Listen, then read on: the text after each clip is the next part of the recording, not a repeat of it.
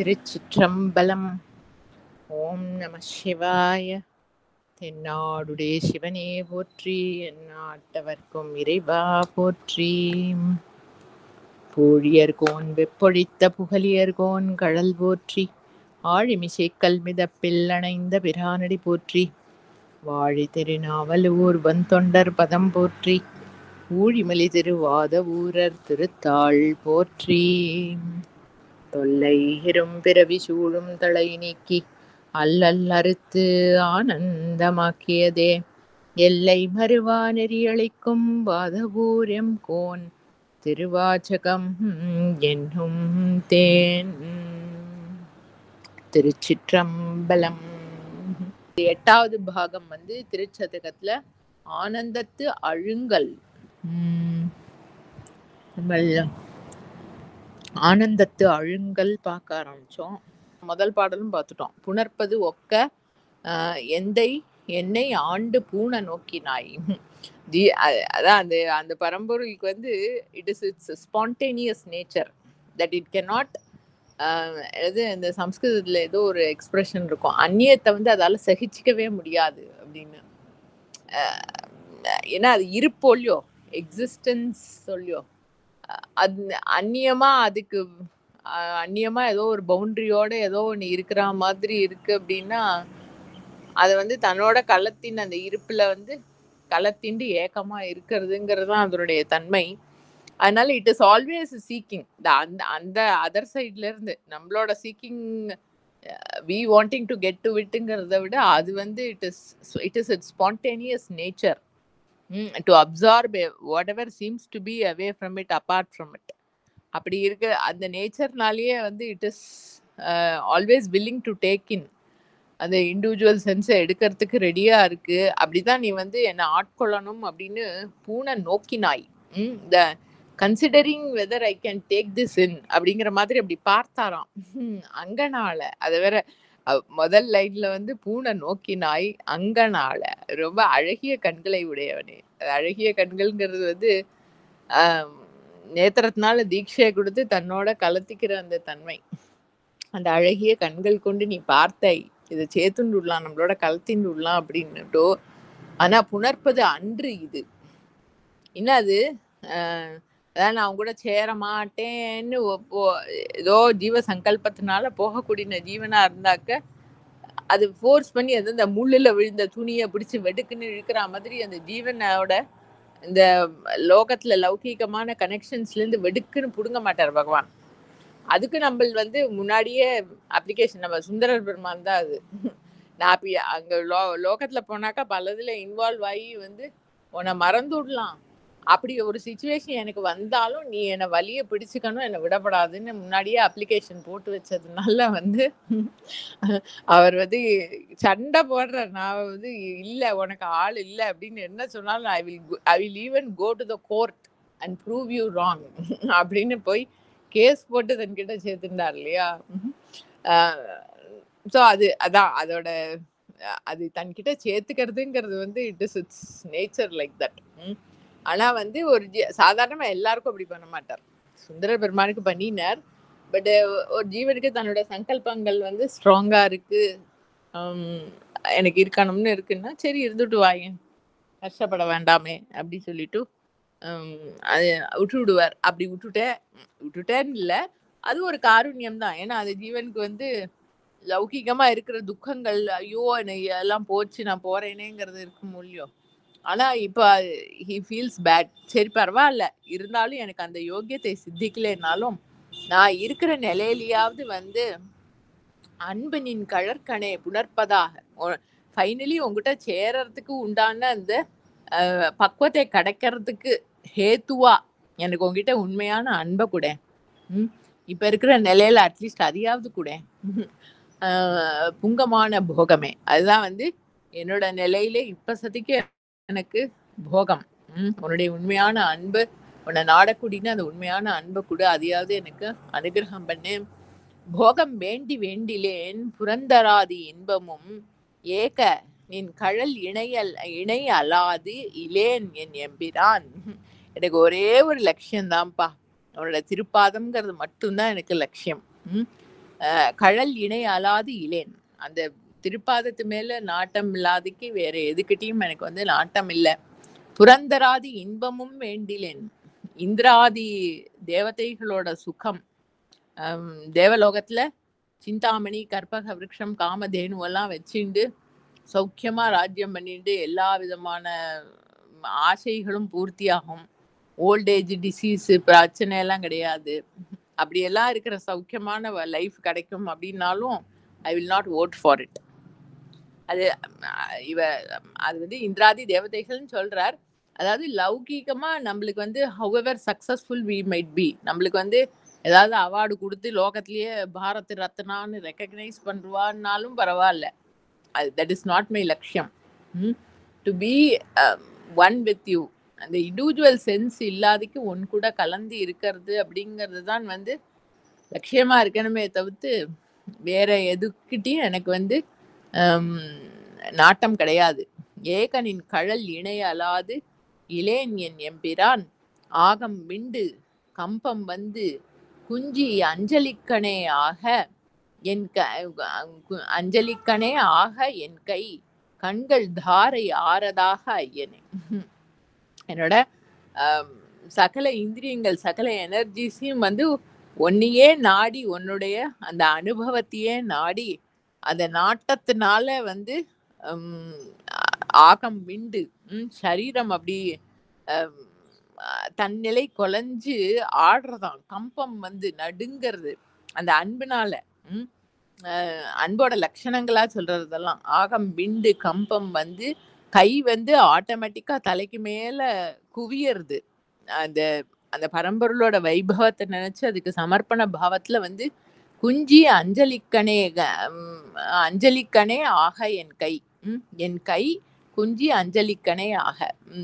கைகள் வந்து தன்னை அறியாம அந்த வைபவத்துக்கு ஆஹா, இப்ப நம்ம ஏதோ ஒன்று பார்த்து ஆச்சரியமா ஆன்னு ஸ்பான்டேனியஸா திறக்கிற மாதிரி அந்த பொருளோட வைபவத்தை பார்த்து கைகள் தலை மேல தன்னால குவியறது. கண்கள் வந்து அன்புனால வந்து அப்படி ஜலம் பெருக்கெடுத்து ஓடுறதாம். கண்கள் தாரை எனக்கு நீ மட்டும்தான் அந்த ஒரு லட்சியம். வேற எதுக்கிட்டையும் எனக்கு வந்து லட்சியம் இல்லை. அந்த லட்சியம் அப்படி பூர்ணமா இருக்கு, அந்த நாட்டம் அப்படி பூர்ணமா இருக்கிறதுனால my entire system is submitted and you. ஐயா அது வேணும்னு பிரார்த்தனை பண்றாருன்னு எடுத்துக்கலாம், நான் அப்படி இருக்கேன்னு சொல்றாரு எப்படி வேணாலும் எடுத்துக்கலாம். ஏன்னா அதுல வேற அவர் வேணும்னு சொல்லல. பட் ஆனந்தத்தை அழுங்கல்ங்கிறது அதுல முங்கி இருக்கிறது, அதுவும் அதேதான். அதுல முங்கி இருக்கிறதுன்ற நிலையோட வர்ணனையாவும் எடுத்துக்கலாம். அதை பிரார்த்தனை பண்ணி அவர் பாடுறாருங்கிற மாதிரி எப்படி எடுத்துட்டாலும் ஓகே. அவாவா நிலைக்கு தகுந்த மாதிரி இந்த அனுபவ பாடல்களுக்கெல்லாம் வந்து ஆக்சுவலி அனுபவம் தான் அதோட நெட் ரிசல்ட். அந்த எப்படி பாடினார், அந்த வர்பல் இந்த மாதிரி மீனிங் எல்லாம் பார்க்காம இருக்கிறது பெட்டர். ஏன்னா அந்த அனுபவத்தை ஸ்பர்ஷம் பண்றதுங்கிறது தான் ரியல் லட்சியம். ஐய நின்னது அல்லது இல்லை மற்றோர் பற்றுவன். திருப்பி அதேதான். ஒன்னல்லாதுக்கு வேற ஒரு பற்று மற்ற இல்லை. நான் வஞ்சனேன்னு சொல்லிக்கிறார், இருந்தாலும் சொல்றார் மற்றோர் பற்று வஞ்சனேன் பொய் கலந்தது அல்லது இல்லை பொய்மையேன் என் எம்பிரான். வஞ்சனேன்னு சொல்லிக்கிறார், பொய்யனேன்னு சொல்லிக்கிறார். ஆனா நீ அல்லாதுக்கு வேற எந்த பொருள்கிட்டையும் எனக்கு பற்றுக்கோடு இல்லை. பற்றுக்கோடுங்கிறது வந்து டிபெண்டன்சி. தண்ணியில ஒரு ஜீவன் விழுந்துடுத்து அப்படின்னு சொன்னா அந்த வேவ்ஸால டாஸ் பண்ணப்படுறது, இங்கேயும் எங்கேயும் போட்டு அலக்கழிக்கப்படுறது அப்படின்னா ஏதோ ஒரு மரக்கட்டை அந்த மாதிரி ஏதாவது சம்திங் அது பிடிச்சிட்டாதான் அது வந்து it can stop it self being tossed. அந்த மாதிரி இருக்கிற புனைன்னு சொல்றோம் இல்லையா, பற்று. இந்த லோகத்துல வந்து ஜீவிதத்துல கிடைக்கக்கூடிய பலவிதமான அனுபவங்கள்ல வந்து உண்மையான சப்போர்ட்னு எதையுமே எடுத்துக்க முடியாது. வாஸ்தவமா அவாளுக்கு அனலைஸ் பண்ணி பார்த்துட்டா போறோம். அவா லைஃபையே அனலைஸ் பண்ணி பார்த்துட்டா போறோம். எதையும் சார முடியாது, யாரையும் சார முடியாது. எப்பேற்பட்ட சப்போர்ட் கொடுக்கக்கூடிய வாழாலும், க்ளோஸ் ரிலேட்டிவ்ஸா இருந்தாலும், இது வஸ்துக்களா இருந்தாலும், அது வந்து யாரையும் குத்தம் சொல்றதுக்கு இல்லை. ஏன்னா அதெல்லாமே அந்த லிமிட்டெட் எக்ஸிஸ்டன்ஸ்ல ஒரு மேனிஃபெஸ்டேஷன். அதுக்கு உண்டான லிமிட்டேஷன்ஸ் அதுக்கு இருக்கு, அவாளுக்கு இருக்கு. லிமிடேஷன்ஸ் இல்லாம இருக்கிற அந்த ஒரு பொருள் தான் வந்து வாஸ்தவத்துல எந்த சிச்சுவேஷன்ல வேணாலும் நம்மளுக்கு வந்து சப்போர்ட்டா இருக்க முடியும். அம், ம், ஐ நின்னது அல்லது இல்லை மற்றோர் பற்று வஞ்சனேன் பொய் கலந்தது அல்லது இல்லை பொய்மையேன் என் எம்பிரான். நான் வந்து பொய்யன் அப்படின்னு சொல்லிக்கிறார். ஆனா உன்கிட்ட இருக்கிற அன்பு வந்து பொய் கலந்தது அல்லது. ம். எம்பிரான் என்னை ஆளுகைக்கு உடையவனே. ம். உன்கிட்ட இருக்கிற கனெக்ஷன் வந்து பொய் இல்லப்பா. உன்னை தவிர்த்து எனக்கு வேற எந்த பற்றும் இல்லப்பா. மை கலந்த கண்ணி பங்க வந்து நின் கழற்கனே மெய் கலந்த அன்பர் அன்பு எனக்கும் ஆக வேண்டுமே. திருப்பி அன்புக்கு தான் பிரார்த்தனை பண்றார். கிருபையே வடிவமா அருள் வடிவமா இருக்கக்கூடிய உமையம்மைய வந்து ஒரு பாகம் கொண்டவனே, வந்து நின் கழற்கனே மெய் கலந்த அன்பு. ஒரு சில அடியார்கள் உன்கிட்ட உண்மையான மெய்யன்பு பூண்ட அடியார்கள் வந்து அந்த அன்புனாலேயே வந்து உன்னோட திருப்பாதத்தை வந்து அடைஞ்சுட்டா. அவளோட அன்பு மாதிரி எனக்கும் கிடைக்கணுமே. உண்மையான அன்பு கிடைக்கணுமே. மெய் கலந்த அன்பர் அன்பு எனக்கும் ஆக வேண்டுமே. அதே மாதிரி அன்பு வந்து எனக்கும் சித்திக்கும்படியா அனுகிரகம் பண்ணுப்பா. வேண்டும் நின் கழற்கண் அன்பு பொய்மை தீர்த்து மெய்மையே ஆண்டு கொண்டு நாயினேனை ஆவ என்று அருளு நீ. என்ன விளையாடு, என்ன பிரார்த்தனை இல்லை. எனக்கு வந்து உன்கிட்ட உன்னோட திருப்பாதத்துக்கிட்ட எனக்கு உண்மையான அன்பு வேணும். அந்த உண்மையான அன்பை வந்து செரிஷ் பண்றதுக்கு தடையா என்கிட்ட என்னென்னலாம் பொய் அம்சம் இருக்கோ, இந்த ஜீவ பாவத்தோட ஒட்டிண்டு இருக்கக்கூடிய என்னெல்லாம் தடைகள் இருக்கோ அது எல்லாத்தையும் நீ தீர்த்து எனக்கு உண்மையான அன்பை வந்து கொடுக்கணும். நாயினேனை ஆண்டு கொண்டு நாய் மாதிரி சஞ்சலமான புத்தியோட இங்கேயும் அங்கேயுமா பல விஷயங்கள்லயும் என்னோட எனர்ஜிஸை செலுத்தின்னு நான் சுத்தின்னு இருக்கிறேன். அப்படி இருக்கிறவனா இருந்தாலும் நீ என்னை வந்து பாவம், ஐயோ பாவம், அது அந்த ஜீவனுக்கு நம்மளை விட்டா வேற அணுகிற வழிகாட்டுறவா இல்லை ஆவ அப்படிங்கிறது அந்த ஒரு எக்ஸ்பிரஷன். அச்சோ பாவம் அப்படிங்கிற அந்த நீ என் மேல வந்து நீ கருணை கூர்ந்து எனக்கு வேற வழி இல்லைங்கிறத உணர்ந்து நீ கை தூக்கி விட்டாதான் ஆச்சுங்கிற அந்த பொறுப்புனால வந்து எனக்கு கை கொடுத்து தூக்கி என்னை ஆளா கொண்டு என்னை அனுகிரகம் பண்ணுப்பா, எனக்கு அருள் பண்ணுப்பா, என்னோட பொய்யெல்லாம் தீர்த்து எனக்கு உண்மையான அன்பு கொடுப்பா. பூண்டு கொண்டு அடியனேனும் போற்றி போற்றி என்றும் என்றும் மாண்டு மாண்டு வந்து வந்து மன்னனின் நின் வணங்கவே.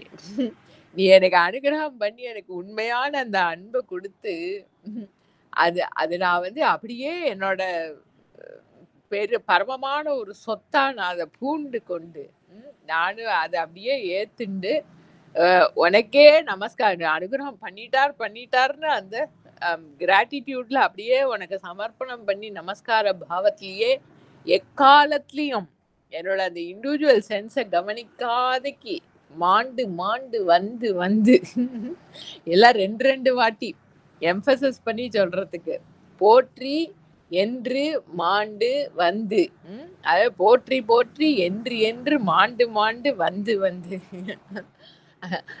அத அப்படி கிரகிச்சுக்கணும்.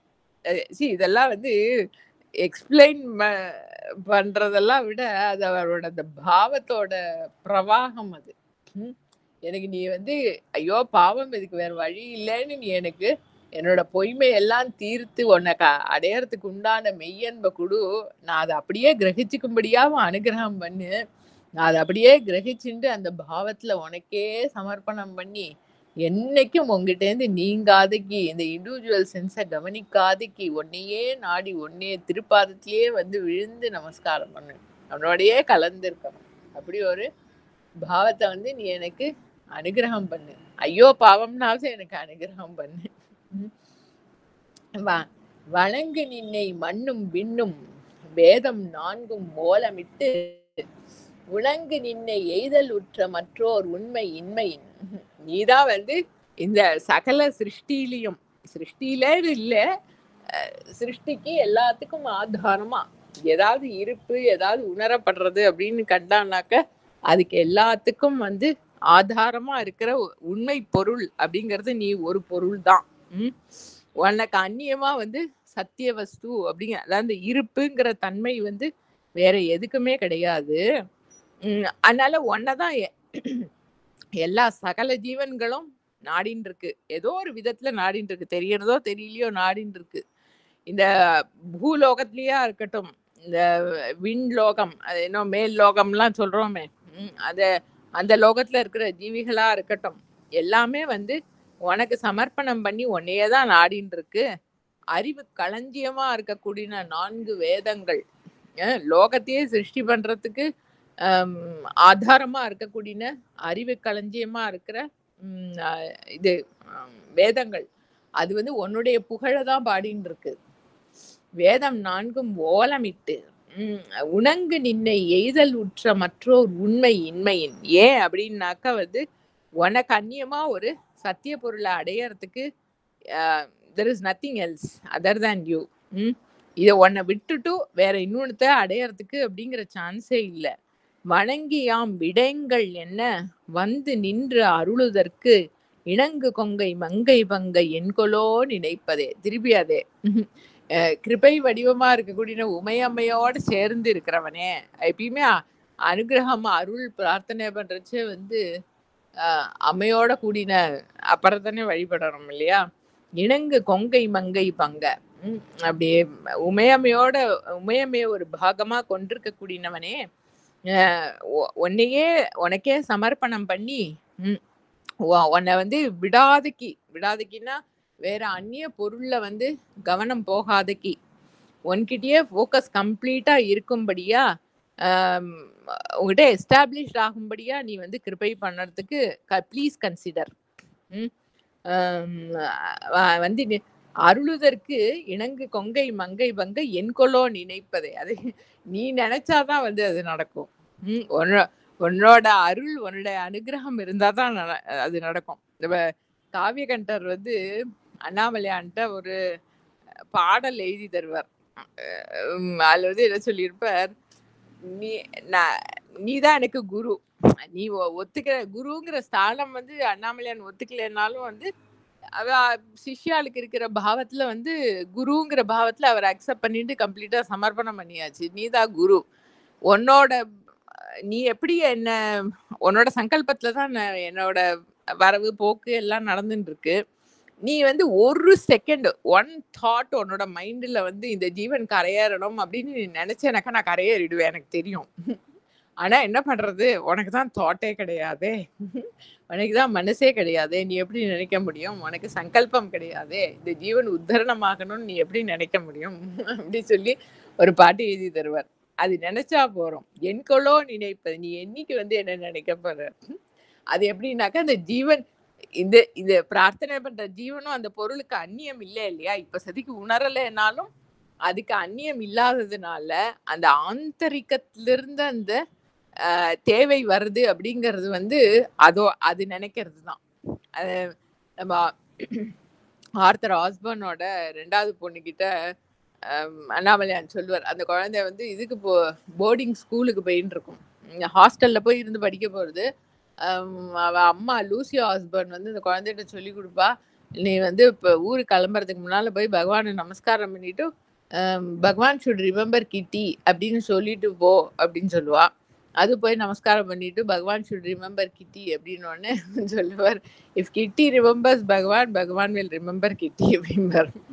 ஏன்னா அதுக்கு வந்து சங்கல்பம் கிடையாது. இந்த ஜீவனோட ஆந்தரிகத்துலேருந்து சின்சியரா அந்த ஒரு தேவை வருது அப்படின்னு சொன்னா அது எப்பயுமே அதான் அந்த ஈசன் வந்து எப்படி நம்மளுக்கு வேணா வெளியில இருக்கிற பொருளா இருந்து நம்மள வந்து ஆட்கொள்றார் அருள்றார் அப்படின்னு தோணலாம். அதுவும் அண்ணாமலையானோட வாக்குதான். ஹிருதயத்துல இருந்து குரு வந்து உள்ள இழுத்துக்கிறார், வெளியில இருந்து லோகத்துல இருக்கிற அனுபவங்களா உள்ள பிடிச்சி தள்ளுறார். இதெல்லாம் அனித்தியம்பா, இதெல்லாம் துக்கமயம்பா அப்படிங்கறத உணர்த்தி உள்ள தள்ளுறார். உள்ள ஹிருதயத்துல வந்து ஆனந்த அனுபவமா இருந்து தன்னுடைய அனுபவத்தை கொடுத்து உள்ள இழுத்துக்கிறார். அந்த ஆந்தரிகத்துல, ஏன்னா ஆந்தரிகத்துல இருக்கிறதுங்கிறது அந்த ஒரு பொருள் தானே, அந்த கோர்லேருந்து அதை மறைச்சிருக்கிற சர்ஃபேஸ் மனசு புத்தி எல்லாம் இல்லாதைக்கு அந்த ஆந்தரிக கோர்லேருந்து ஒரு தேவை வருது, ஒரு தாகம் வருது அப்படின்னு சொன்னா அது வந்து அந்த பொருள் உண்டாக்கின தாகம். அதனால அது டெஃபினட்டா வந்து சாட்டிஸ்ஃபை ஆகும். இல்லாட்டா நம்ம என்னமோ செவுத்துக்கிட்ட பேசுற மாதிரி ஏதோ பகவான்கிட்ட பேசின்னு இருக்கோம், அவர் காதுல விழுந்ததோ இல்லையோ, அவர் ஏதாவது ஸ்டெப்ஸ், ஏன்னா நம்மளுக்கு துவைத்தத்துல அப்படித்தானே, அந்நிய பொருள்கிட்ட பழகிறதுங்கிறது அப்படித்தானே. நான் சொன்னது உனக்கு காதுல விழுந்துதா, பதில் சொல்லு, ரிப்ளை பண்ணு, அப்படியெல்லாம் கேட்டு அந்த மாதிரி அது இது வந்து ஏக பொருளா இருக்கிறதுனால அதுகிட்ட இருக்கிற கம்யூனிகேஷன் வந்து அப்படி ஒரு ரேஞ்சு. வணங்கி விடயங்கள் என்ன வந்து நின்று அருளுதற்கு இணங்கு கொங்கை மங்கை பங்க என்று என்கொலோ நினைப்பதே. நான் அவனை வந்து சமர்ப்பணம் பண்ணி உன்னையே அடைஞ்சு உன்கிட்டயே பூண்டு கிடக்கணும், உன்னுடைய திருப்பாதத்திலேயே வந்து லட்சியமா பூண்டு கிடக்கும்படியா நீ எப்படி எப்ப எனக்கு நீ நினைச்சு எனக்கு அந்த அனுகிரகத்தை பண்ண போற. அத சொல்றச்சியே அவரோட ஆந்தரிகத்திலேருந்து அந்த பாவம் வருது இல்லையா. அதான் அது பிரார்த்தனைன்னு சொல்றதா அருள்னு சொல்றதான்னு தெரியல. அது முதல் நம்மளுக்கு எல்லாம் அருள் தான். இணங்கு கொங்கை மங்கை பங்கை என்கொலோ நினைப்பதே. சரி, நம்ம தொடர்ந்து பார்ப்போமா. இதை எப்படி முடிக்க முடியாது, 5 பாடல் தான் இருக்கு. மண்டே பார்ப்போம் தொடர்ந்து. திருச்சிற்றம்பலம். ஓம் நம சிவாய. தென்னாடுடைய சிவனே போற்றி, எந்நாட்டவர்க்கும் இறைவா போற்றி. ஆட்கொள்ளுறதுன்னா என்னன்னு தெரியும். அதாவது யூ பிலாங் டு மீங்கிறது அந்த ஜீவனுக்கு உணர்த்துறது. Is it instantaneous or is it over a period of time that the feeling comes? It is instantaneous, but அந்த ஜீவன் வந்து அதுக்கு பக்குவமா இருக்கணும் அந்த உணர்த்துறத ஏத்துக்கிறதுக்கு. இல்லைன்னா அது பக்குவப்படுத்தி கொடுக்கும். நம்ம ஒரு அக்னியை கொண்டு போய் ஒரு பொருள்ல வைக்கிறோம்னா அது நல்லா காஞ்ச பொருளா நல்லா ஈஸிலி ஏன்னா இன்ஃபிளேமபிளா இருக்குன்னா உடனே பிடிச்சிடுறோம். பட் பரமஹம்சர் சொல்றாரு, இருட்டு எவ்வளவு இருட்டா இருந்தாலும் ஒரு கேவ்ல லைட் போட்டானா உடனே வெளிச்சம் வந்துரும் அப்படின்னு. That's contradictory இல்லையா? ஆக்சுவலி இருட்டும் வெளிச்சமும் ஒரே பொருள் தான்.